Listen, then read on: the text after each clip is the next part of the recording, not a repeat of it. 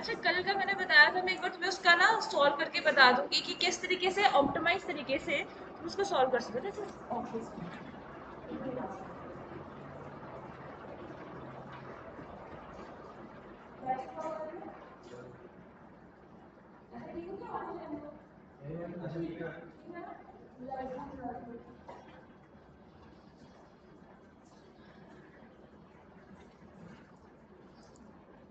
चलो बेटा जी, सबसे पहले इसका एक सोल्यूशन कर लेते हैं। तो मैं सोल्यूशन डॉट फाइल बना लेती हूँ।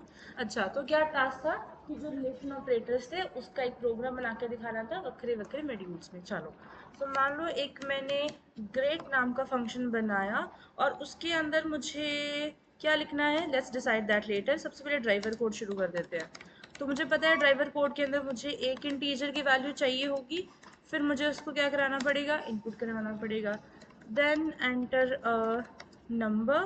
और उसके बाद मुझे देखो, प्रोग्राम बनाते हो ना तो बनाने लिखते टाइम कंजूसी ना किया करो कि नहीं मुझे इतना लिखना है, मुझे इससे ज़्यादा नहीं लिखना। तो वो काम मत किया करो, बिकॉज जो भी तुम प्रिंट कराओगे इसी से ही यूज़र को समझ में आएगा तो उसने करना क्या है। तो ये बीइंग अ प्रोग्रामर वो रिस्पॉन्सिबिलिटी तुम्हारी है। और मुझे यहाँ पे किसी आंसर नाम के वेरिएबल के अंदर इसको स्टोर करवा देना है। एंड देन कि क्या स्टोर करवाना है, मुझे दो वैल्यूज चाहिए होंगी यहाँ पे। ठीक है, और वही दो वैल्यूज यहाँ पे भी जाएंगी। अब मुझे क्या करना था, पास स्टेटमेंट को यहाँ से हटाना था और लिखना चाहिए था कि मुझे एक एक्सप्रेशन को रिटर्न करना है जो कि ए ग्रेटर देन बी होगा।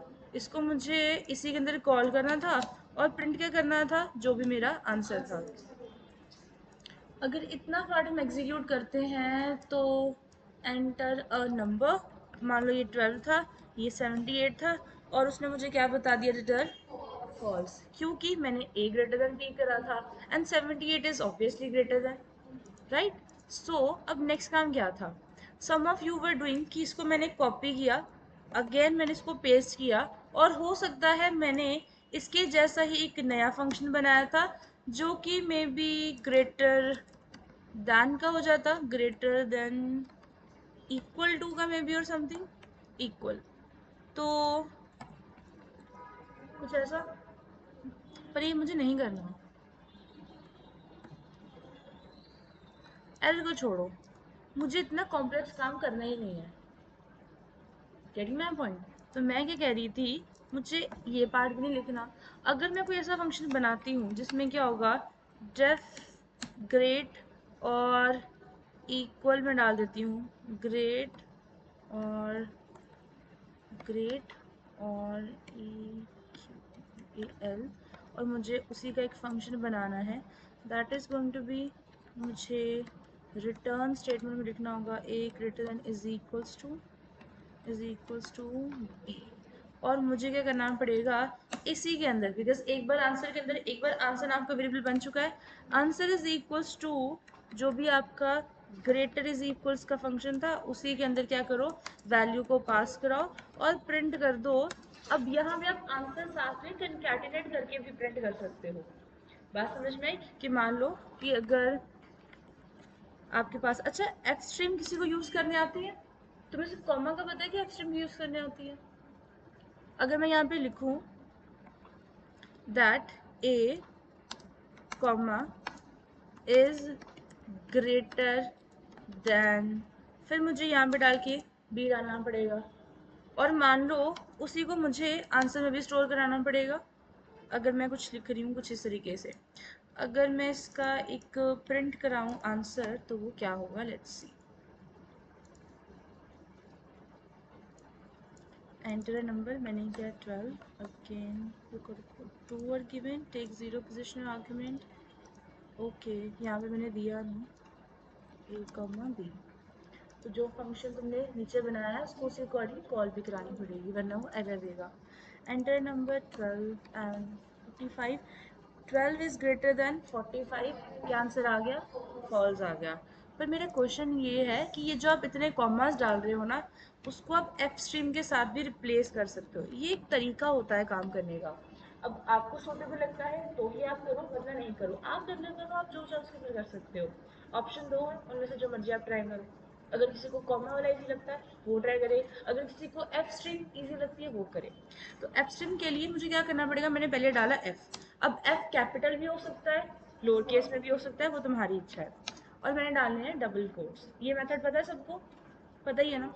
तो मुझे क्या करना पड़ेगा, जो भी मेरे वेरिएबल्स होंगे उसको मुझे क्या करना पड़ेगा, यहाँ पे एक कर्ली ब्रैकेट के अंदर लिखना पड़ेगा, and is greater than, B एक वेरिएबल है, उसका जो आंसर है वो किसके अंदर है, एक आंसर वेरिएबल के अंदर है। और मुझे क्या करना पड़ेगा, एग्जैक्टली उसी को प्रिंट कराना पड़ेगा। अब जिसको जो ऑप्टिमाइज वे लगता है प्रिंट कराने के लिए वो उसको यूज कर सकता है। लेट्स सी कितना टाइम लेगा।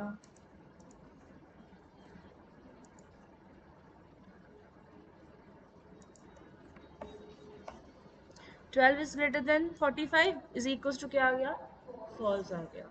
सो ये तरीका होता है एक ऑप्टिमाइज तरीके से प्रिंट कराने का।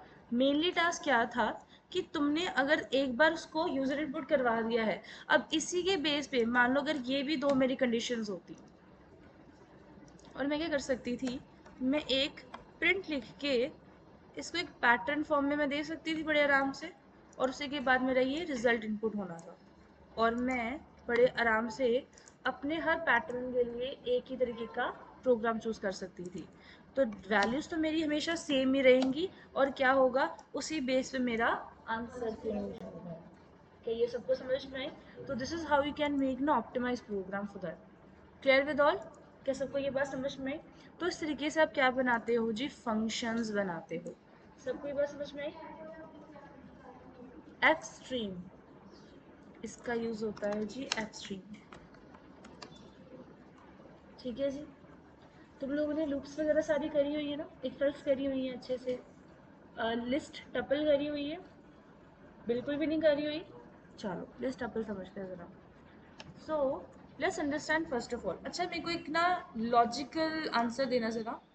तुम्हारा प्रोजेक्ट ट्रेनिंग था ना, मैंने बनाया नहीं शायद सेक्शन,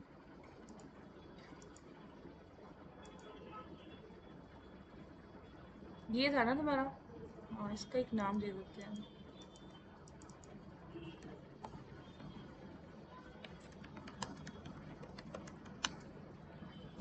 चलो ये तो तुम्हारा प्रोजेक्ट ट्रेनिंग। अच्छा मेरे को एक चीज़ समझाओ, मेरे को एक प्रोग्राम कंस्ट्रक्ट करना है जहाँ पे एक एम्प्लॉय की 6 मंथ की सैलरी का टोटल करवाना है। क्वेश्चन समझ में आया? एक एम्प्लॉय की 6 मंथ की सैलरी का टोटल करवाना है, तो टोटल कितने वेरिएबल्स लगेंगे?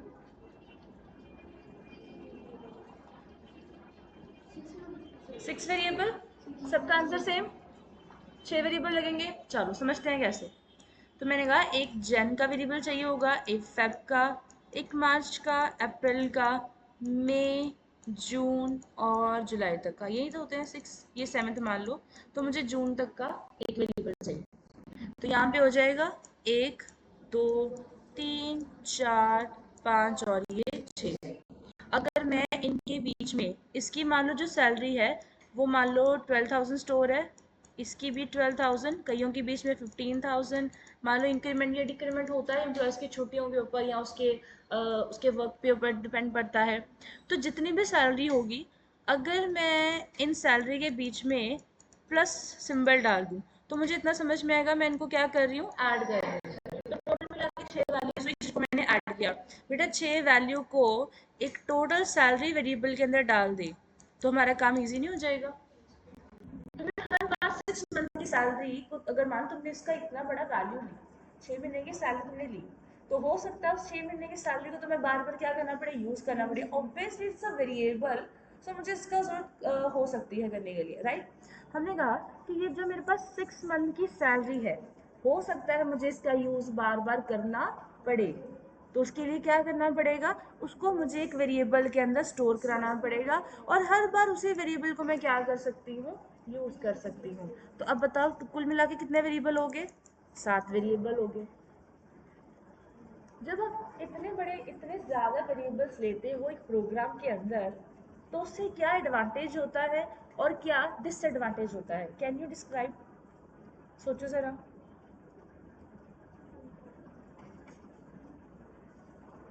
थोड़ा दिमाग में जोर डालो। अभी तक तुमने क्योंकि लूप्स करी हुई हैं तो तुम्हें समझ में आएगा जब तुम इन्फाइनाइट लूप में फंसे होगे, राइट? तो तुम्हें मुझे बताना पड़ेगा कि ये वेरिएबल्स का क्या इशू है। अगर तुम वेरिएबल्स ज़्यादा लोगे तो क्या होगा, वेरिएबल्स कम लोगे तो क्या होगा।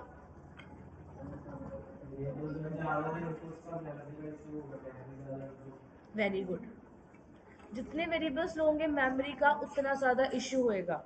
क्या वेरिएबल्स के बगैर आप सर्वाइव कर सकते हो प्रोग्रामिंग लैंग्वेज के अंदर? नहीं कर सकते। वो चाहिए क्योंकि तभी तो उसके अंदर वैल्यू आएगी जो हमें यूज़ करनी है। एक स्टोरेज लोकेशन तो ज़रूर चाहिए होता है। तुमने गेम खेलनी है तो क्या तुम्हें रैम नहीं चाहिए चलाने के लिए? चाहिए, फोर्स चाहिए, तो चलेगी चलेगी। तो मैंने क्या कहा, मैंने कहा ये जो 7 वेरिएबल मुझे बनाने पड़ेंगे ना, ये मेरी मेमोरी में प्रॉब्लम करेगी। हालांकि मुझे फ़र्क नहीं पड़ता कि वेरिएबल्स में कितनी मेमोरी स्टोर हो रही है और कितनी डिस्ट्रॉय हो रही है। डू यू नो कि पाइथन के अंदर अपने आप मेमोरी एलोकेट भी होती है और डी एलोकेट भी होती है। इस फीचर को क्या कहा जाता है? Dynamic memory allocation. This feature is known as dynamic memory allocation, जिसका मतलब क्या होता है कि पाइथन अपनी इंटेलिजेंस यूज़ करता है to create and destroy the memory. जो आपके वेरिएबल्स होंगे, जो आपके फंक्शन होंगे, अगर हम थोड़ा सा डेटा स्ट्रक्चर इसके अंदर ऐड करें, तो मैंने क्या किया, एक डेटा स्ट्रक्चर टर्म को समझते हो क्या होता है? डेटा स्ट्रक्चर, ठीक है? Probably you people are in the 5th और 6th सेमेस्टर, राइट? 5th और 6th सेमेस्टर। तो तीसरे या 4th सेमेस्टर में problem in the second year तुम लोगों ने डेटा स्ट्रक्चर पढ़ा होगा। तो बता सकते हो डेटा स्ट्रक्चर क्या होता है? बेटा जिसको डेटा स्ट्रक्चर नहीं ना आता उसको कंपनी में जॉब नहीं मिलेगी। लिख लो ये बात, में दिमाग में बैठा के रख लो। अगर तुम्हें डेटा स्ट्रक्चर नहीं आता तुम्हें कंपनी में जॉब नहीं मिलनी, even if you applied for the web development और समथिंग, बिकॉज इसेंशियल, वो इसेंशियल है, उसके बगैर बात नहीं बननी तुम्हारी। बताओ जरा क्या होता है डेटा स्ट्रक्चर? डेटा को ऑर्गेनाइज करना, वेरी गुड। और इसके अलावा किन किन फॉर्म्स में हम ऑर्गेनाइज कर सकते हैं? Very good, link list, Q, हाँ, हीप, राइट? तो ये सारी चीज़ें क्या होती है, अगर आप ट्रीज को भी पढ़ो तो जो आपके कंपाइलर डिज़ाइन होते हैं, जो इंटरप्रेटर डिज़ाइन होते हैं, वो सारे के सारे ट्री स्ट्रक्चर पे ही डिपेंड है। आप कई बार शायद मे बी जब आप डेटा स्ट्रक्चर पढ़ोगे आप कल भी चुके होंगे इस चीज़ के, कितने ट्रीज है। बीएसटी ट्री है, हीप ट्री है, वक्रे वक्रे ट्रीज है, ग्राफ्स वक्रे वक्रे है, नो ग्राफ्स वक्रे वक्रे है। अब कल्परे हो गए इन चीज़ों के बाद में, बट टू बी ऑनेस्टली इसी बेस पे आपका एक्चुअल कोडिंग जो है वो इस चीज़ के ऊपर डिपेंड करती है। जो not even coding actually, but the whole computer science वो डेटा स्ट्रक्चर के ऊपर डिपेंड है। क्लैरिटी हुई? देखो मैथमेटिशियन ना मैथ से बनता है। नॉन मेडिकल अगर मुझे करना है, मुझे फिजिक्स पढ़नी है, मुझे केमिस्ट्री करनी है, आई एम अ फिजिक्स, उसके लिए मुझे मैथ चाहिए होगा। कहीं ना कहीं कोडिंग में भी मैथ्स इंपॉर्टेंट है। उतना ज़्यादा चलो आप नहीं कह सकते बिकॉज लॉजिक ज़्यादा इंपॉर्टेंट है, बट अगर आप आगे कुछ फर्दर इम्प्लीमेंटेशन में करते हो, डेटा साइंस में जाते हो, मशीन लर्निंग, बिकॉज आपने पाइथन चूज़ करी है तो यू शुड बी अवेयर कि तुमने आगे किस फील्ड में जाना है। वेदर वो डेटा साइंस हो, मशीन लर्निंग हो, एआई हो, साइबर सिक्योरिटी हो, वेब डेवलपमेंट हो, चाहे वो कुछ भी हो, मैथ्स तुम्हें कहीं ना कहीं ज़रूर ही मिलेगा। ठीक है जी। सो आगे इसको पढ़ते हैं तो मुझे समझ में आया डेटा स्ट्रक्चर का मेरा स्टोरेज एरिया ही होगा जो मुझे डिफरेंट डिफरेंट लोकेशन देगा। उनमें से एक अगर आप मान के चलो तो वो क्या होती है? क्यू होती है। और मैं कह रही हूँ कि जो भी मैं वेरिएबल्स बना रही हूँ वो वेरिएबल्स रैंडमली किस में स्टोर होंगे? एक क्यू के अंदर स्टोर होंगे। अब हमने जब कल पढ़े थे देवर दी फंक्शंस, फंक्शंस किस में स्टोर होते हैं? इस मेमोरी को पहचान सकते हो? ये कौन सी मेमोरी शेप होती है? Stack, this is known as stack. ठीक है। जब क्लास पढ़ोगे, ऑब्जेक्ट पढ़ोगे, तो ऑब्जेक्ट किस में स्टोर होता है? एक हीप के अंदर होता है। हीप का मतलब क्या होता है? हीप का मतलब क्या होता है? ढेर। तो ये भी एक तरीके का ढेर होता है। क्लैरिटी हुई? This is what it is. So हमने ये सारी चीज़ें पढ़ी। अब बात करते हैं डेटा स्ट्रक्चर की एक्चुअल टर्म इन पाइथन। तो कहते हैं ये तो आपको पता है डेटा स्ट्रक्चर में ये बेसिक 3 तरह की चीज़ें मिलती हैं, और पूरी डेटा स्ट्रक्चर में आप इसी की वेरिएशंस पढ़ते हो। ट्रीज में अगर बना दो तो ट्री की वेरिएशन पढ़ो, कितने ट्री है, अगर क्यू है तो सर्कुलर है, लिंक लिस्ट भी इसके अंदर डाल दो, राइट? तो वो सारी चीज़ें इसके आगे वेरिएशंस है। अगर मैं पाइथन के अपने डेटा स्ट्रक्चर की बात करूँ कि डेटा किस तरीके से स्टोर करना है मुझे, तो मुझे चार चीज़ें मिलती हैं। फर्स्ट मुझे मिलेगी इसके अंदर एक लिस्ट, सेकंड मुझे इसके अंदर मिलेगी एक टपल, थर्ड चीज़ जो होगी मुझे इसके अंदर मिलेगी वर्दी डिक्शनरी, और एक मुझे चीज़ मिलेगी इसके अंदर सेट। अब है तो कुछ मिला के सिमिलर जो डेटा स्टोर करेगा, लेकिन फिर भी यूज़ करने के लिए बहुत डिफरेंट होगा। कई हद तक लिस्ट और टप्पल सेम है इम्प्लीमेंट करने के लिए, लेकिन जब फंक्शंस आ जाते हैं तो इनके काम चेंज हो जाते हैं। क्लैरिटी हुई? सो अब हमारे पास मिला ये list, tuple, dictionary and set. तो ज़रा समझते हैं सारी चीज़ों को। अगर if you talk about data structures Python,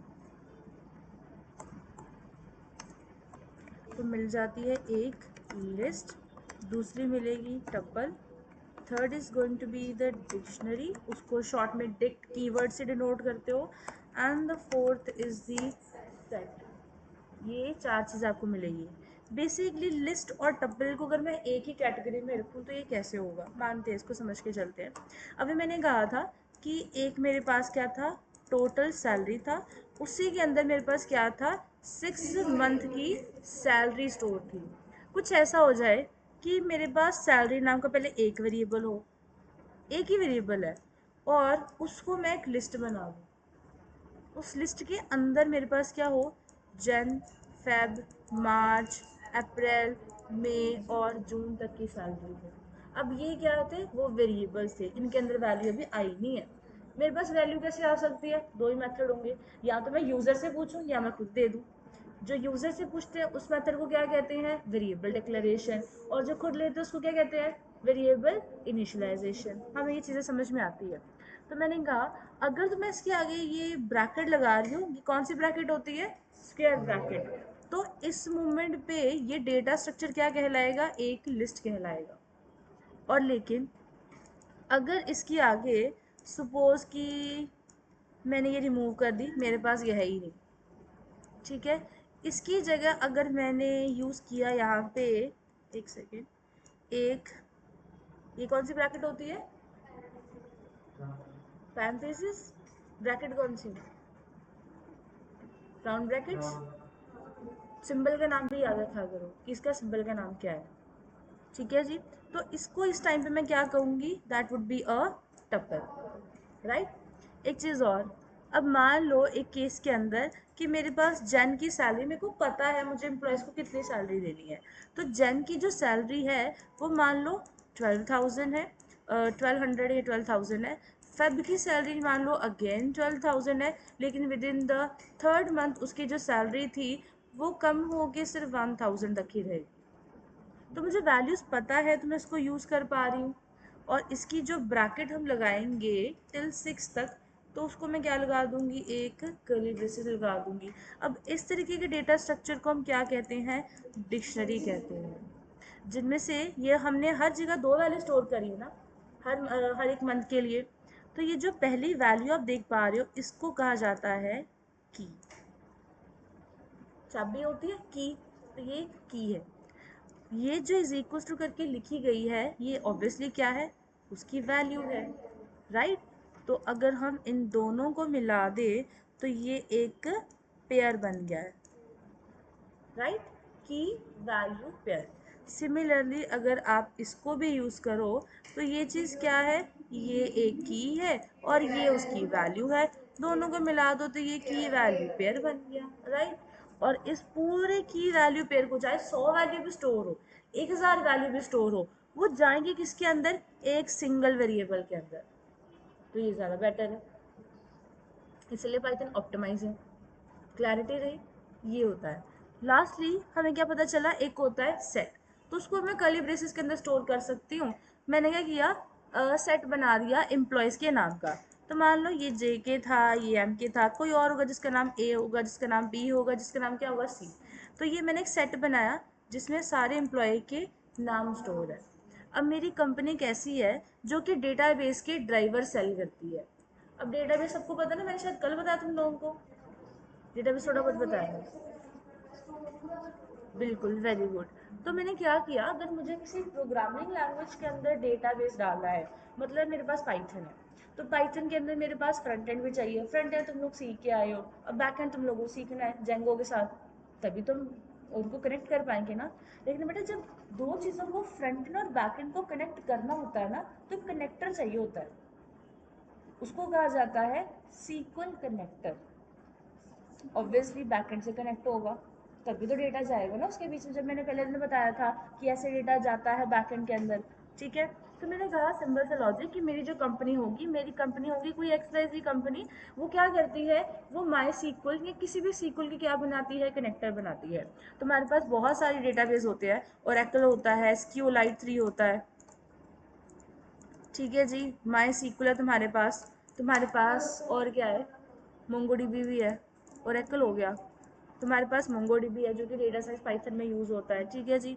मैंने कहा ये जितने भी डेटाबेस हैं उनके अपने कोई ना कोई क्या होंगे, ड्राइवर होंगे। ड्राइवर कौन होता है, जो चलाता है। तो बैकएंड को भी तो कोई ना कोई चलाएगा ना। फ्रंट एंड को तो HTML CSS जावास्क्रिप्ट चला रही है, बैकएंड को कौन चलाएगा, उसका ड्राइवर चलाएगा।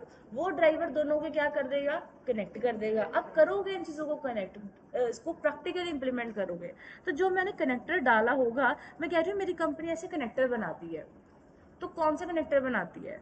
एक मैंने लिखा, एक होगा DB SQLite 3, एक मैंने कहा DB सर्वर होगा, एक मैंने कहा MySQL JDBC होगा। होते हैं कुछ कनेक्टर, मैंने सारे डाल दिए, जावा के डाल दिए, एडवांस जावा के डाल दिए, जावास्क्रिप्ट के डाल दिए, पाइथन के डाल दिए, ठीक है जी। और मैंने MySQL 3 भी डाल दिया। अब मैंने जितने भी ड्राइवर की लिस्ट बनाई थी, मेरे को समझ में आ रहा है कि इसके अंदर क्या है, ड्राइवर स्टोर। तो ये एक सेट बन गया जिसमें सिर्फ ड्राइवर है, उसमें मैं डेटाबेस का नाम नहीं डाल सकती, उसके अंदर मैं किसी एम्प्लॉय का नाम नहीं डाल सकती। तो एक पूरा स्ट्रक्चर किसी एक पर्टिकुलर वैल्यू के लिए क्या हो गया, रिजर्व हो गया, उसी को मुझे यूज़ करना है। तुम लोग समझ पा रहे हो कि हम इन चीज़ों को क्या कर रहे हैं, एक कलेक्शन में रख रहे हैं, एक ऑप्टिमाइज वर्जन में रख रहे हैं। मुझे अगर ड्राइवर चाहिए तो मेरे पास सेट बना हुआ ड्राइवर का, मैं उसी से क्या करूँगी, पिक करूँगी। पर पिक कैसे करेंगे, ये प्रॉब्लम वाली बात होगी, ये प्रॉब्लम वाली बात होगी ना कि पिक कैसे करोगे। तो सबसे पहले तो मेरे चारों डेटा स्ट्रक्चर में से क्या चीज़ इजी लगी, लिस्ट इजी लगी सबको। चलो तो पहले अपनी लिस्ट लेके चलते हैं, मान लो जनवरी फेब वाली। तो ये जन की लिस्ट, फेब, मार्च, अप्रैल, मई और ये जून। अब 6 मंथ की सैलरी स्टोर कराओगे तो बहुत ईजी है, पूरी की पूरी लिस्ट को प्रिंट करा दो और क्या करोगे, राइट। लेकिन मैंने कहा मुझे सिर्फ और सिर्फ क्या करना है, अप्रैल की लिस्ट चाहिए, अप्रैल की सॉरी सैलरी चाहिए। तो फिर प्रॉब्लम हो जाएगी। किसी के पास कोई सोल्यूशन है कि कैसे सिर्फ अप्रैल की सैलरी हम ले सकते हैं, एनी सोल्यूशन।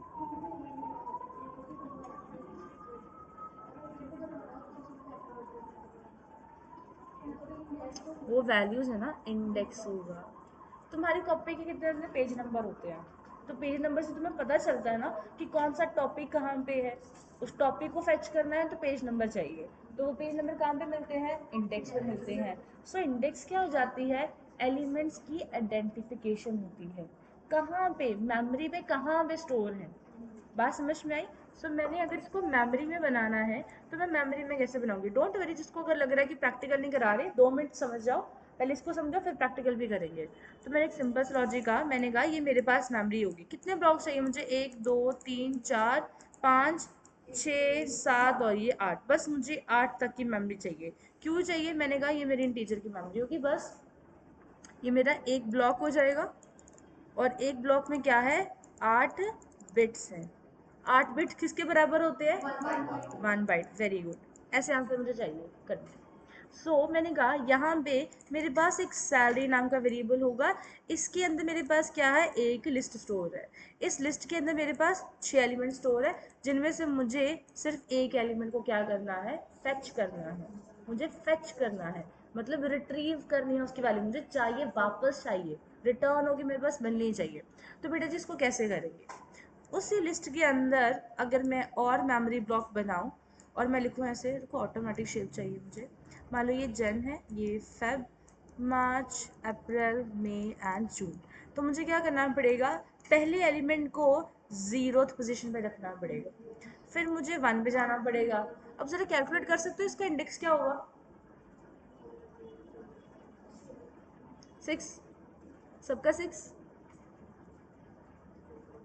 2, 3, 4, 5, राइट। अगर मान लो यहाँ पे टोटल मिला के एक लिस्ट के अंदर 78 एलिमेंट है, तो लास्ट वाले का इंडेक्स क्या होगा? कैसे होगा? कि जो भी टोटल नंबर है, जितने भी टोटल नंबर ऑफ लिस्ट है, उनमें से एक अगर माइनस करोगे तो क्या होगा? n-1 में लास्ट इंडेक्स तुम्हें मिल जाएगा। क्या ये बात सबको समझ में आई? जो लास्ट में बैठे हैं बेटा जी, बेटा किसी को कोई डाउट है तो प्लीज बता देना।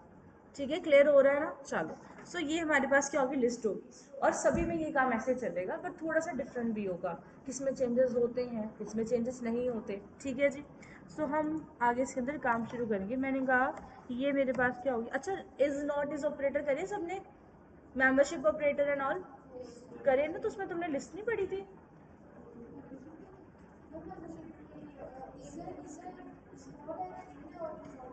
दोनों में ही है कि कोई आइडेंटिटी ऑपरेटर भी होता है? तुम तो सारे मिस कर रहे हो। मेंबरशिप ऑपरेटर और आइडेंटिटी ऑपरेटर बच्चे डिफरेंट डिफरेंट होते हैं। उसके बाद तुमने लिस्ट नहीं पढ़ी थी? चलो, कोई बात नहीं। तो मान लो मेरे पास क्या था यहाँ पे, एक मान लो कोर्स की लिस्ट होगी जिसमें सीक्वल होगा, और सीक्वल के अंदर मैंने स्पेस दी है, और मुझे एक चाहिए होगा पाइथन, और दोनों के बीच में स्पेस दिया, और एक मैंने चाहिए मुझे जावा जिसके अंदर मैंने कोई भी स्पेस नहीं दी हुई।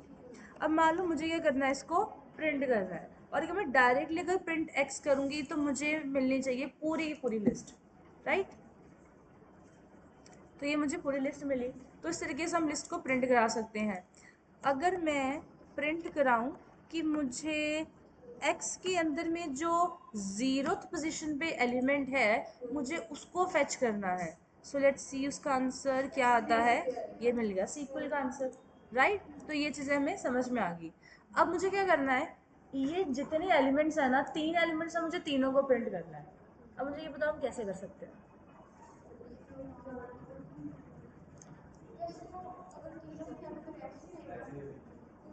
बेटा ये एलिमेंट 3 है, इसकी जगह 300 एलिमेंट होते तो क्या करते? एक एक करके प्रिंट कराते। तो फिर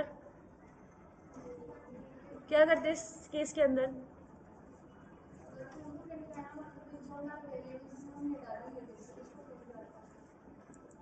मेरे को सीक्वल पाइथन जावा प्रिंट कराना है वर्टिकली, मेरे को लिस्ट नहीं प्रिंट करानी। बड़े ध्यान से इस आउटपुट को नोट करना। जब ये आउटपुट यहाँ पे चल रहा होता है तो ये साथ में एक लिस्ट का स्ट्रक्चर भी मुझे दे रहा है। I don't need the list structure. List के और लिस्ट के अंदर के जो एलिमेंट्स हैं उनमें फ़र्क है। मुझे लिस्ट के अंदर के जो एलिमेंट्स हैं उनको प्रिंट कराना है। वो कैसे करें? लूप्स पढ़ी सबने? वाइल लूप करी है? फोर लूप करी है? नहीं करी? तो फिर चलो, अब मुझे ज़रा बताओ फोर लूप का सिंटेक्स क्या होता है? हरी आप, टाइम लगना चाहिए। फोर देन स्टार्ट कहाँ से हो रही है? 0 से स्टार्ट हो रही है, एंड 3 से हो रहा है कि 2 से हो रहा है? 0, 1, 2, एलिमेंट 3 है तो लास्ट इंडेक्स 2। हमें ये बात समझ में आई? ऐसे चल जाएगी लूप। बेटा जी आइटरेटेबल नहीं डालना होता। For I in, in operator होता है ना, इन नॉट इन। इन का मतलब क्या होता है? We have to iterate over something. So for I is the iterable variable which goes through the data structure. So for I in what X, तो X तो अभी स्ट्रिंग में आ रहा है मेरे पास, तो मुझे क्या करना पड़ेगा? प्रिंट करना आई को। क्या इस पे ये चल जाएगा कि एरर आएगा?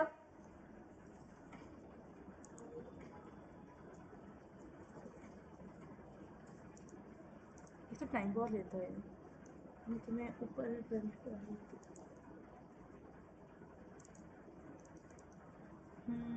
टाइम ले रहा हूँ।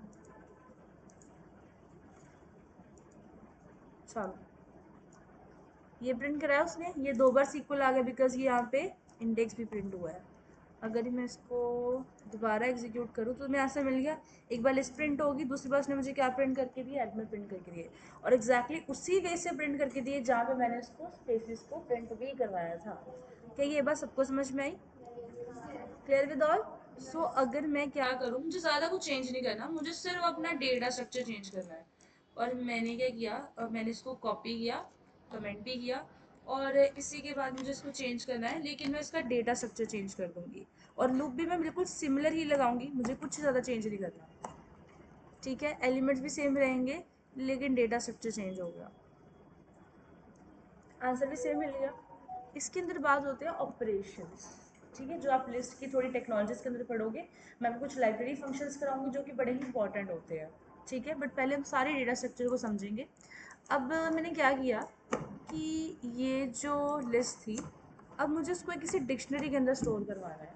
मैंने क्या कहा, ये जो सीक्वल सब्जेक्ट है, उस सीक्वल सब्जेक्ट का एक कोड होगा स्कूल में 78। तुम्हारे एग्जाम नंबर भी होते हैं ना, वो जो एग्जाम पेपर होते हैं, तो उसके अंदर वो कोड नहीं होता, सब्जेक्ट कोड जो होता है, तो मैंने कहा ये मेरे सीक्वल का ना एक सब्जेक्ट कोड है जो कि इंटीरियर में है।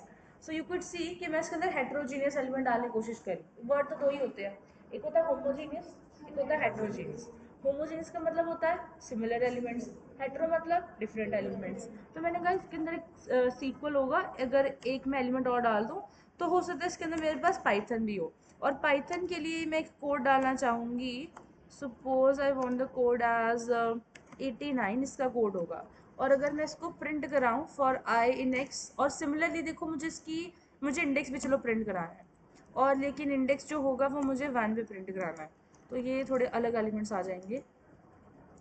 अब उसने मुझे क्या किया, कहता 1 पे मुझे उसने एरर दिया, कहते की एरर 1। इसका कोई सिंटेक्स एरर तो नहीं था, राइट, ये एक लॉजिकल एरर था। उसने मुझे की का एरर दिया, कहते की को आप इंडेक्स से नहीं फेच करते। बात समझ में आई? देखो, लिस्ट और टपल एक तरीके का ऐसा डेटा स्ट्रक्चर है जिसपे आप एलिमेंट्स को फेच कर सकते हो यूजिंग देयर इंडेक्स। अब डिक्शनरी अलग होगी, डिक्शनरी एक अलग चीज़ होगी। तो डिक्शनरी को अगर मुझे फेच करना है तो मुझे इंडेक्स नहीं चाहिए होगा, फिर मुझे बताना पड़ेगा, उसकी की बतानी पड़ेगी अगर मुझे उसकी वैल्यू चाहिए है तो। डिक्शनरी में इंडेक्स नहीं होता, डिक्शनरी में इंडेक्स नहीं होता। डिक्शनरी में क्या चीज़ होती है, उसकी की होती है। की यूज़ करके वैल्यू को प्रिंट करवाया जाता है। कि ये बात सबको समझ में आई? बेटा जी, अगर अब नहीं ना समझोगे, मैं तुम्हें बार बार वही चीज़ एक्सप्लेन कर रही हूँ, तो मैं आगे चल के बहुत प्रॉब्लम आएगी।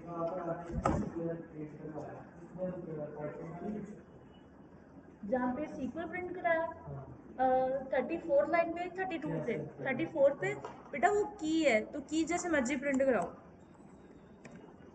ठीक है जी? नहीं नहीं, चाहो तो डिफरेंट सिमिलरली कर सकते हो, उसको लूप के अंदर प्रिंट करा के देखो। अगर मैंने तुम्हें एक सिंपल लूप करके देखी है, तुम उसके अंदर एक्सपेरिमेंट करो। ठीक है जी? बेटा जितना हाथ से काम निकालोगे तुम्हारे लिए उतना अच्छा रहेगा। एक्सपेरिमेंट करो उसके अंदर। अब मैंने इतनी लाइन कर दी, अच्छा मान लो कोई एक ऐसी की जो एग्जिस्ट नहीं करती, ओपी, तो ये एग्जिस्ट ही नहीं करती, तो ये मुझे डेफिनेटली क्या देना चाहिए, इसको एक एरर देना चाहिए, प्रिंट तो हो जाए कि ओपी से। तो मुझे फिर उसने दिया है की एरर। बेटा अगर तुम्हें डिबगिंग फील्ड में भी जाना है ना, जो डिबगर्स होते हैं they also earns a lot, because debug का मतलब क्या होता है, रिमूविंग द एरर्स। और अगर तुम बड़े ही अच्छे कोडिंग कंसेप्ट के अंदर जाते हो, तुम्हें समझ में आना चाहिए। देखो इतनी, मान लो ये तो प्रोग्राम बहुत छोटा था, अगर ये प्रोग्राम एक बहुत बड़ा प्रोग्राम होता और तुम्हें किसी भी लाइन के अंदर एक एरर मिलता कि ओपी इज नॉट रिकॉग्नाइज, तुमने क्या समझना था, ये तो वेरिएबल था। जनरली दिमाग में क्या होता है, अगर पाइथन का इंटरप्रेटर तुम्हें कुछ ऐसा एरर देता है कि लाइन 4th के अंदर दिस इज नॉट रिकॉग्नाइज्ड और समथिंग, व्हाट वी अंडरस्टैंड कि हमने एक वेरिएबल क्रिएट करा है कि नहीं करा है। अगर पाइथन बड़ी अच्छे तरीके से सीखनी है तो ये देखो कि एरर की टाइप क्या है। इसी वजह से पाइथन और ज़्यादा इजी है, बिकॉज वो टाइप बताता है कि तुम्हारा वेरिएबल में एरर है, तुम्हारी की में एरर है, तुम्हारा सिंटेक्स है, तुम्हारा लॉजिकल है, वो प्रॉब्लम किस चीज़ में है एज कम्पेयर टू बाकी अदर लैंग्वेजेस जो कि बड़ी कॉम्प्लेक्स है। क्लैरिटी हुई सबको? यहाँ तक सबको समझ में आया? सेट खुद कर सकते हो, सेट खुद करके आना, कोशिश करना। एक मैं तुम्हें उसका पीडीएफ भी सेंड करूँगी, तो उसको भी कर लेना। सो ये मेरे पास हो गया फॉर्मल डेटा स्ट्रक्चर्स इसके अंदर।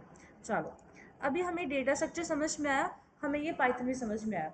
आज हम एक पहला स्टेप करेंगे टुवर्ड्स आर प्रोजेक्ट, जेंगो शुरू करने के लिए एक प्रोजेक्ट, बिकॉज हम इन चीज़ों को साइड बाय साइड करते जाएंगे। उप्स मैंने इतनी जल्दी नहीं करवा देनी, पहले धीरे धीरे लैम्डा फंक्शन को, छोटे छोटे लाइब्रेरी फंक्शन को पढ़ोगे, फिर हम उप्स पे आएंगे। ठीक है जी, तुम्हें फंक्शन समझ में आ गए, रिटर्निंग समझ में आ गई। आज हम अपने प्रोजेक्ट का पहला पाथ इस्टेब्लिश करने की कोशिश करेंगे कि हमें प्रोजेक्ट बनाना कैसे है। क्लियर विद ऑल, बड़े ध्यान से इन स्टेप्स को सुनना। चलो, तो मुझे क्या करना पड़ेगा, सबसे पहले मान लो मुझे अपनी CMD ओपन करनी पड़ेगी। We people are software engineers, तो हमें एक्चुअल में काम करना आना चाहिए। सो मैं क्या करूँगी, सबसे पहले डी डायरेक्टरी चेंज करके यहाँ पे पहुँच जाऊँगी। अब मुझे क्या करना पड़ेगा, मुझे एक अपनी फाइल बनानी है मेक डायरेक्टरी करके, दिखने में इतना किसी को इशू कोई, तो मुझे मेक डायरेक्टरी करके ना अपना एक फ़ोल्डर बनाना है। उस फ़ोल्डर के अंदर ही मेरे पास क्या होगा, मेरे पास मेरा प्रोजेक्ट होगा। सो मैंने क्या किया, मैंने एक पाइथन प्रोजेक्ट, मैं NITB इसका नाम दे रही हूँ, ठीक है, क्योंकि मेरे पास बहुत फोल्डर पड़े हुए हैं, तो आई डोंट नो कि कौन सा क्रिएट होगा, तुम लोग अपना कोई ऑफिशियल नाम दे देना। तो पाइथन प्रोजेक्ट NIT नाम का मेरा एक फोल्डर बना, यहाँ तक क्रिएट हुआ। अब मुझे उसी फोल्डर के अंदर जाना है, तो मैं क्या करूँगी, मेक डायरेक्टरी को हटा के यहाँ पे चेन डायरेक्टरी करूँगी, और मैं उस चेन डायरेक्टरी के अंदर पहुँच गई। यहाँ तक सबको समझ में आया कि फोल्डर हमने कैसा बनाया। अब मुझे क्या करना है, डायरेक्टरी यूज़ करके उस फोल्डर के अंदर जाना है। तो ये मुझे इसने बता दी कि तुम्हारी डायरेक्टरी बन गई, कब बनी है, कैसे बनी है, कितनी वो स्टोरेज ले रहा है। ये सबको समझ में आया। अब क्या करना है, इसके अंदर हमें पहले तो मैं तुम्हें कोड ओपन करके बता भी दूँ कि ये कैसे शुरू हुआ। सो ये मैं तुम्हें बाद में सेंड कर दूँगी, फ़िलहाल मैं इसको क्रॉस कर रही हूँ। ट्रस्ट द प्रोसेस, और ये इतना।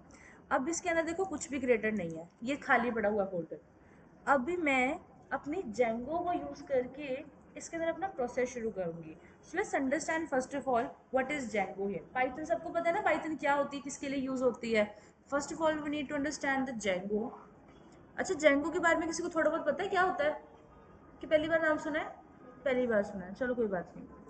सो है कहाँ पे, may be this one is, हाँ मिल गया। So basically Django, D Django, ये है चीज़ का नाम, इसका डी जेंगो ही है। कहते वो है क्या, डी जेंगो एक high level Python web framework है। वो क्या है, एक फ्रेमवर्क है। देखो, एक तो होती है प्रोग्रामिंग लैंग्वेज, एक होती है कि जब प्रोग्रामिंग लैंग्वेज तुम लोग को आ गई है, अब उसके आगे का स्टेप क्या है, उसके आगे का स्टेप होता है जी फ्रेमवर्क।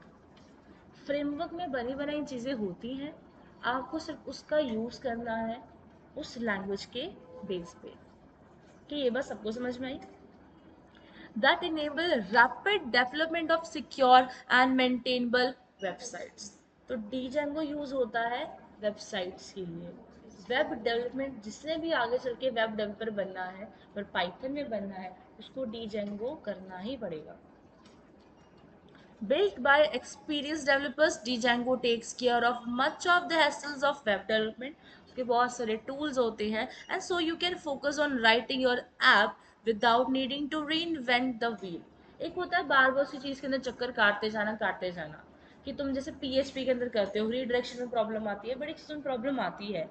Django में प्रोजेक्ट इस्टेब्लिश करना बहुत ईजी रहता है as compared to बाकी the languages. Then, so it's free and open source, has a thriving and active community, great documentation and many options for free and paid for support. जिस चीज़ को तुम free use करते हो वो बड़ी reliable रहती है, लेकिन वो इतनी सिक्योर नहीं रहती। जिसके लिए तुम्हें पैसे दिए वो थोड़ी सिक्योर भी होगी। क्लियर, तो ये फ़र्क होता है। In a traditional data driven website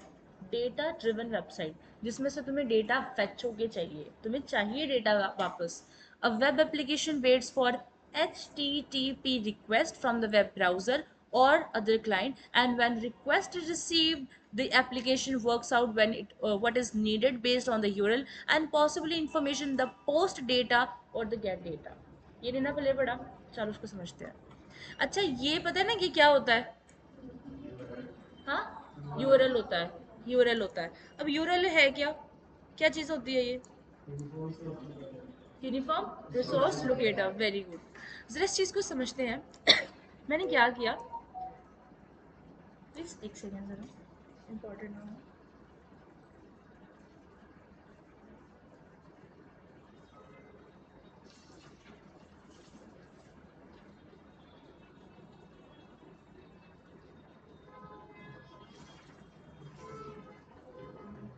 हाँ जी बेटा।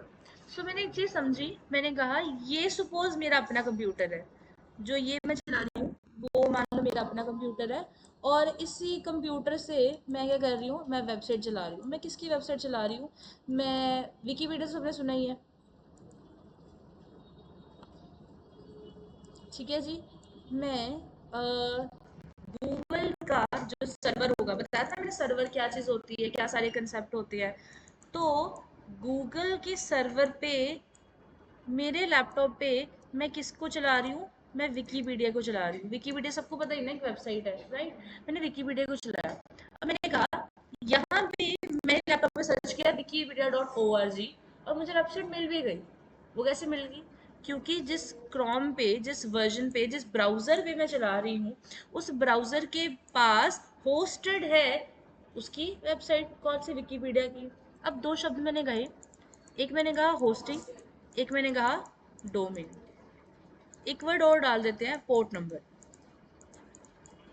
ठीक है जी। एक होता है होस्टिंग। होस्टिंग का मतलब क्या है कि जो मेरा HTTPS प्रोटोकॉल है वो कैसे वर्क करेगा।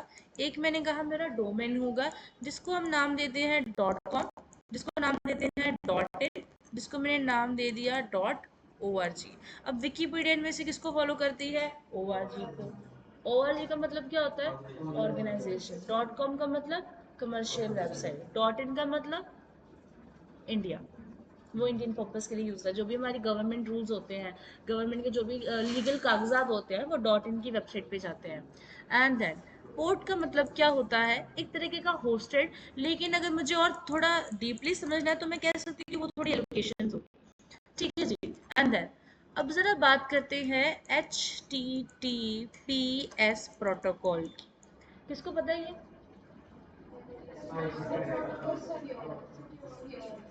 हाइपर टेक्स्ट ट्रांसमिशन प्रोटोकॉल, हमें ये समझ में आया। अच्छा, एक होता है TCP/IP। Very good. अब जरा इनके मतलब भी समझा दो, TCP/IP क्या होता है और IP क्या होता है। TCP, हाँ, I don't need a theory part. मैंने पूछा TCP/IP कहाँ पे होस्टेड है। IP एड्रेस वक्री चीज है, TCP/IP क्या है।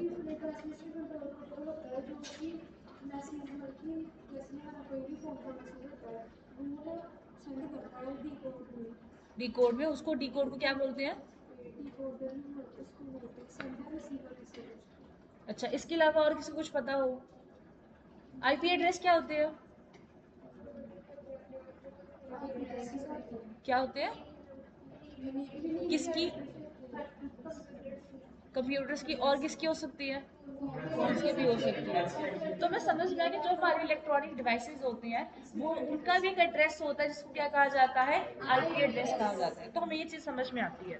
तो मैंने क्या कहा कि ये जो मैं लैपटॉप चला रही थी, इसका क्या होगा, एक IP एड्रेस होगा। अगर मैं किसी को मेल भी भेज रही हूँ तो मेल भेजने के लिए बीच में क्या होगा, एक क्लाउड होगा। सो बीच में क्लाउड होगा, वो क्लाउड और कुछ नहीं होगा, वो इंटरनेट का क्लाउड ही होगा। इस इंटरनेट के अंदर क्या होगा, हो सकता है डिफरेंट डिफरेंट हैकर्स भी हों, जो मेरी मेल हैक करके मेरा डेटा चुरा सकते हैं, या फिर कुछ इंडियन आर्मी वाले या ऑर्गेनाइजेशन वाले भी हो सकते हैं जो कि मेरे डेटा को चेक कर सकते हैं कि क्या इसमें कोई खतरे वाली बात है कि नहीं है, साइबर क्राइम। तो मैंने कहा, जब मैंने यहाँ पे रिक्वेस्ट डाली, मैंने किस पे डाली, मैंने नेट पे रिक्वेस्ट डाली। अब नेट पे क्या है, ब्राउज़र है, जिस ब्राउज़र मैंने काम किया। मैंने विकीपीडिया को ढूंढा, वो अपने सर्वर पे चेक करेगा विकीपीडिया अवेलेबल है कि नहीं। तो मैंने एक काम किया, मैंने इसको भेजी यहाँ पे, रुको इसको थोड़ा थिक कर लेते हैं। तो मैंने इसको यहाँ पे क्या भेजा, मैंने रिक्वेस्ट भेजा, यूज़र ने रिक्वेस्ट भेजा, सर्वर ने क्या दिया, रिस्पॉन्स दिया। अब वो रिप्लाई पॉजिटिव भी हो सकता है, नेगेटिव भी हो सकता है। पॉजिटिव मतलब उसको डेटा मिला, उसने दिया। नेगेटिव मतलब उसको डेटा नहीं मिला, तो उसने क्या कर दिया, या तो मैं कोई एरर दे दिया, या उसने क्या, सर्वर नहीं चल रहा, जो कि यूजुअली हमारे बैंक सिस्टम में होता है। बैंक के पास लोगों को क्या कहेगा अगर सर्वर नहीं है। अब जैसे मान लो कि मुझे कोई पैन कार्ड बनाना है, यूजुअली हमारी इंडियन वेबसाइट जो पैन कार्ड की होगी वो बड़ी स्लो चलती है, क्योंकि उसका पूरे इंडिया में एक ही सर्वर है, सर्वर पे लोड ज़्यादा हो गया। बात समझ में आई?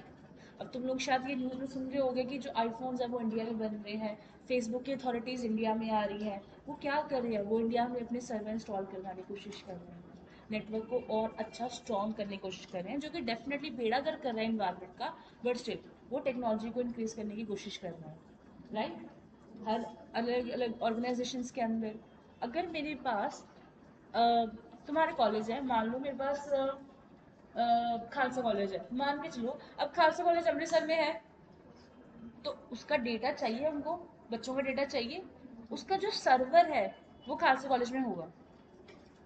मान लो खालसा कॉलेज की एक ब्रांच है, मान लो खालसा कॉलेज की एक ब्रांच क्या है, गुरदासपुर भी है, और एक ब्रांच उसकी पठानकोट भी है, और वहां के जितने बच्चे हैं उनका डेटा वो अमृतसर भेजते हैं, क्योंकि सर्वर एक है। तो लोड देखो, 3 कॉलेजेस का लोड है वहां पे, और कितने सालों से वो लोड होगा। हर साल बच्चे पास आउट हो रहे हैं, नए आ रहे हैं, और गवर्नमेंट की अलग अलग चीज़ें चल रही हैं, वहाँ पे भी सर्वर चाहिए, डेटाबेस चाहिए, तो कितनी प्रॉब्लम फेस करनी पड़ रही है, राइट और नॉट। व्हाट इफ कि तीनों जगह का 3 वक्रे वक्रे सर्वर हो, तो हर बंदा हर चीज़ अपना काम संभालेगा। मान लो एक कंपनी है, एक कंपनी के अंदर, पूरी कंपनी के अंदर सिर्फ एक ही मैनेजर है, तो पूरी कंपनी का जो लोड होगा वो एक मैनेजर के ऊपर है, उसकी सिरदर्दी बढ़ेगी। अगर मैं डिफरेंट डिपार्टमेंट के डिफरेंट मैनेजर बना दूं तो लोड कम हो जाएगा और एफिशिएंसी इंक्रीज होती है। बात समझ में आई? बस वही चीज इसके अंदर भी है। तो उसको हमने किस भाषा में समझा, इस HTTP प्रोटोकॉल से। तो हमें समझ में आया कि मुझे क्या करना पड़ेगा, कोई वेबसाइट मुझे कोई वेबसाइट नेट पे चलानी है, तो मुझे ये होस्टिंग को खरीदना पड़ेगा, तभी मेरी वेबसाइट सिक्योर होगी। अगर मेरी वेबसाइट के आगे एस नहीं लगा तो गूगल पहले ही एरर देगा कि ये वेबसाइट सिक्योर नहीं है, और वो मुझे जाने भी नहीं देगा उस वेबसाइट के ऊपर। हमें ये बात सबको समझ में आई। एक होता है कि मुझे डोमेन भी चाहिए, कि मेरी वेबसाइट किस पर्टिकुलर ऑर्गेनाइजेशन को बिलोंग करती है, क्या वो कमर्शियल वेबसाइट है, क्या वो एक डॉट इन पे है, क्या वो ऑर्गेनाइजेशन पे है। उसी तरीके से लीगल डॉक्यूमेंटेशन एंड वेरिफिकेशन भी होती हैं। हमें ये बात सबको समझ में आई। And then next is your, कि मुझे एक पोर्ट नंबर चाहिए। मैंने कहा अभी मेरे पास कुछ भी नहीं है, आई एम ब्रोक, तो मेरे पास कुछ भी नहीं है, तो ना तो मेरे पास होस्टिंग है, मेरे पास कुछ भी नहीं है। तो मैं क्या करूँगी, मैं अपनी वेबसाइट चलाऊंगी नेट पे, लेकिन मैं होस्टिंग लूंगी, लेकिन वो होस्टिंग एक लोकल होस्ट होगी। लोकल होस्ट का मतलब है कि सारा कुछ मेरे ही कंप्यूटर के अंदर है, कहीं भी नहीं जा रहे। बात समझ में आई? कि हम कहीं पे नहीं जा रहे, मेरा डेटा कहीं पे नहीं जाएगा, वो लोकल होस्ट पे ही रहेगा। और उसके लिए मुझे चाहिए होगा एक पोर्ट नंबर। अब मैं होस्टिंग नहीं खरीद सकती, लेकिन जो मेरा लोकल होस्ट होगा ना, जिस पे भी मैं काम कर रही होंगी, जो मेरे सर्वर पे काम मैं कर रही होंगी, क्योंकि सर्वर तो बेटा तुम्हें चाहिए ही चाहिए, तभी बात बनेगी। और जो भी मुझे चाहिए उसके लिए मुझे एक पोर्ट खरीदना पड़ेगा। वो पोर्ट मान लो 3306 है। ऐसा ही क्यों? क्योंकि जिस डेटाबेस को मैं इंस्टॉल करूंगी वो मुझे बाय डिफ़ॉल्ट एक पोर्ट नंबर देगा, तभी तो यूज़र से कंपैटिबिलिटी उसकी बैठ पाएगी, तभी कंपनीज चलती हैं, ग्रो करती हैं। अगर एक डेवलपर आधा काम करे फ्रंट एंड का, और बाकी का सारा काम उसे एक सॉफ्टवेयर के अंदर ही मिल जाए, तो उसके लिए कितनी इजी चीज़ है। VS कोड है, उसके अंदर तुम डेटाबेस भी चला सकते हो, उसके अंदर तुम फ्रंट एंड भी कर सकते हो, पाइथन कर सकते हो, जावा कर सकते हो, C++ कर सकते हो, लेवन कर सकते हो, मेवन भी कर सकते हो, तुम इसमें C# चला सकते हो, .NET चला सकते हो, गेमिंग सॉफ्टवेयर डाल सकते हो, इतनी सारी चीज़ें तुम कर सकते हो उसके अंदर। ब्लॉकचेन कर सकते हो, डेटाबेस का अदर काम कर सकते हो, डिफरेंट तरीके के डेटाबेस भी चला सकते हो, एक सिर्फ एक VS कोड के अंदर। तो एक कंपनी जिसने VS कोड बनाया होगा, उसने कितना एडवांटेज दिया यूजर को, तो डेफिनेटली यूजर उसी की तरफ जाएगा। हमें ये बात समझ में आई कि मुझे कोई डिफरेंट पाथ सेट करने की जरूरत नहीं है, मेरा VS कोड अपने आप सारा काम करके मुझे देगा, तो मैं VS कोड को ही ज़्यादा रिकमेंड करूँगी। पर उससे मेरा एडवांटेज है, VS कोड मुझे सिर्फ वेबसाइट का काम करके देगा, वो मेरी वेबसाइट डाल नहीं सकता। तो डेफिनेटली एक चीज़ की कमी होगी, वो होता है ना, ओरिजिनली होता है, तो वही चीज़ है। तुम लोग जो अपने कॉलेज के लिए चलाओगे वो तुम लोग एक पोर्ट नंबर को यूज़ करोगे, तुम लोग एक लोकल होस्ट को यूज़ करोगे, तुम कोई ओरिजिनल वेबसाइट नेट पे नहीं डालोगे। उसके लिए तुम्हें बहुत सारे पे करना पड़ेगा, दे आर पेड वेबसाइट्स। उस सारी चीज़ों के लिए जैसे फ्री में होस्टिंग भी खरीद सकते हो, पर उसका फिलहाल फिर तुम्हें कोई फ़ायदा नहीं होने वाला। तो हम क्या करेंगे, लोकल होस्ट पे काम करेंगे, बिकॉज अभी हम बिगिनर लेवल पे हैं। हमने पहले चीज़ों को अच्छे से सीखना है। जब हमारे हाथ में हुनर आ जाएगा फिर हम पे करके भी रिस्क ले सकते हैं, बिकॉज पे करना it's not an easy task. तुम्हें हर वेबसाइट को बड़े ध्यान से देखना पड़ता है। अच्छा लगेगा अगर तुमने इतनी मेहनत कर दी तुम्हारा कोड को चुरा के ले जाए हैकर बीच में, नहीं ना। तो मुझसे भी बचना है। अपार्ट फ्रॉम दिस हमें एक चीज़ समझ में आई कि हमें सर्वर पे काम करना है, और एक काम जो करेंगे वो कुछ ऐसा होगा जिसको कहा जाता है रिक्वेस्ट एंड रिस्पॉन्स आर्किटेक्चर, जिसमें अगर एक क्लाइंट है तो दूसरा क्या होगा, सर्वर होगा। क्लाइंट क्या करेगा, रिक्वेस्ट करेगा, और सर्वर क्या करेगा, रिस्पॉन्स करेगा। तो रिक्वेस्ट एंड रिस्पॉन्स आर्किटेक्चर हमें समझ में आया। अब ये जो आर्किटेक्चर है वो दो तरीकों से चलता है। एक होता है क्लाइंट साइड, एक होता है server side.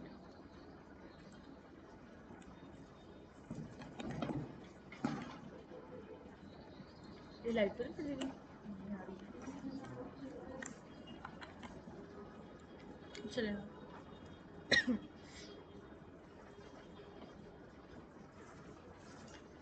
It might take some time.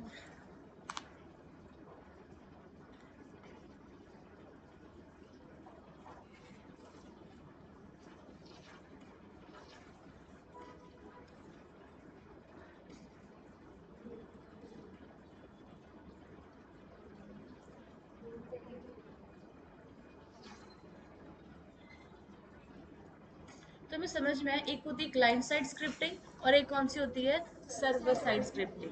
तो क्लाइंट का मतलब क्या हुआ मेरे पास एक कंप्यूटर था, मैंने क्या कही, रिक्वेस्ट भेजी और रिस्पॉन्स मिला, बट इसी पे मिला, बाहर गया मेरे कंप्यूटर से बाहर काम गया ही नहीं, तो वो लोकल होस्ट था। तुमने तुमने एक वेबसाइट बनाई, तुमने वेबसाइट बनाई, तुमने डेटा भेजा, वो डेटा कहीं पे स्टोर नहीं हुआ, that is the client side. वो क्लाइंट के कंप्यूटर पे रहेगा, वो कहीं पे नहीं जाएगा। बात समझ में आई। एक मेरे पास क्या होगी, सर्वर साइड, कि हाँ जी अब मैंने सर्वर डाला है, मतलब क्लाइंट का मतलब there is no server, server side का मतलब हाँ जी देयर इज सर्वर। तो सर्वर में क्या करेगा, डेटाबेस बनाएंगे, और डेटाबेस में क्या करेंगे, डेटा स्टोर करेंगे। हमें ये भी चीज़ समझ में आ गई। हमारे पास सर्वर तो है, पर क्या हमारे पास कोई हार्डवेयर है, कोई मशीन है मेरे पास बहुत बड़ी, नहीं है। तो मेरे पास एक लोकल सर्वर होगा जो मेरे ही कंप्यूटर पे होगा, and that is what a D Django is. तो वो तुम्हें एक लोकल होस्ट का सर्वर ही बनता है। अभी खाली पीती नहीं है, ठीक है जी। एंड नेक्स्ट, कहते हैं अच्छा अगर वो डेटा डालते हो, मान लो ठीक है, मैंने क्या किया, उसको मेरा जो कंप्यूटर होगा वहाँ से मैंने एक फॉर्म भर दिया अमेजोन की तरफ, मान लो ये अमेजोन का सर्वर था, वहाँ पे मैंने अपना डेटा भेजा, और ये क्या करेंगे, डेफिनेटली मेरे डेटा को स्टोर तो करेंगे, फॉर श्योर करेंगे, मेरे डेटा को क्या कर लेंगे, स्टोर कर लेंगे। लेकिन जब मेरा डेटा गया उनके पास, तो वो डेटा जाएगा दो तरीकों से। जो दो मेथड होते हैं, एक होता है गेट, एक होता है पोस्ट। जब तुमने एचटीएमएल की फॉर्म बनाया तो उन दोनों मेथड के बारे में पढ़ा था, get post method. Get method होता है जो सिक्योर नहीं होता, नो सिक्योरिटी, और पोस्ट मेथड के अंदर सिक्योर होता है। क्यों होता है इसको आगे चल के पढ़ेंगे, ठीक है जी। अभी हमने ये सारी टर्म्स पढ़ी, और इसी का ये गेट एंड पोस्ट। तो बेसिकली जेंगो कैसे वर्क करेगा, रिक्वेस्ट करोगे, रिक्वेस्ट हम करेंगे, हमारे पास एक फाइल होगी जिसका नाम क्या होता है, urs.py। वो जाएगी व्यूज के अंदर और इस तरीके से काम करेगी। इसको भी ज़रा रहने दो, अभी हमने सिर्फ एक जेंगो का स्टार्ट प्रोजेक्ट करना है। तो मैं लिखूंगी कमांड जिसका नाम है डी जेंगो एडमिन, उसी फोल्डर के अंदर एंटर करेंगे, और ये मुझे वो सारी कमांड्स की लिस्ट देना चाहिए इसको, जो मैं यूज़ करूँगी अपने जेंगो प्रोजेक्ट के लिए। वो सारी लिस्ट आ गई।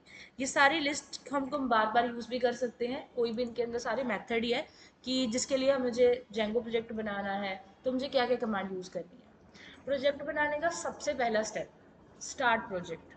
फोल्डर बन गया, उसके अंदर प्रोजेक्ट होगा। सो हम क्या कर सकते हैं, django admin, ये मेरी मेन कमांड है, और मैंने लिखा स्टार्ट प्रोजेक्ट। तो ये कमांड आपको मिल रही है यहाँ पे।